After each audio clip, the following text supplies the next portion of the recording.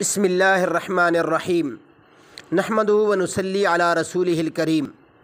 میرے محترم سامعین، آج کی ہماری سوال و جواب کی نشست میں جو مسئلہ زیر بحث آیا اس کا عنوان ہے رقم بھیج کر دوسرے ملک قربانی کرنا کیا جائز ہے؟ میرے محترم سامعین، اس مسئلہ کا جواب خوب توجہ سے سماعت فرما لیجیے۔ جس آدمی پر قربانی واجب ہے، اگر وہ قربانی کے لیے رقم کسی اور ملک میں بھیج دے اور کسی کو قربانی کرنے کے لیے کہہ دے تو اس طرح رقم بھیج کر دوسرے ممالک میں قربانی کرنا جائز ہے۔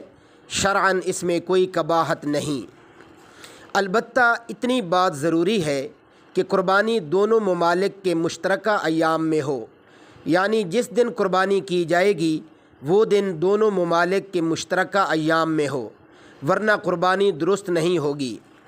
مثال کے طور پر سعودی عرب میں پاکستان کے حساب سے ایک دن پہلے قربانی شروع ہوتی ہے اور پاکستان میں سعودی عرب سے ایک دن بعد میں، تو سعودی عرب میں رہنے والے آدمی کی قربانی پاکستان میں پہلے اور دوسرے دن کرنا صحیح ہوگا، تیسرے دن نہیں، کیونکہ پاکستان کا تیسرا دن سعودی عرب کے حساب سے قربانی کا نہیں۔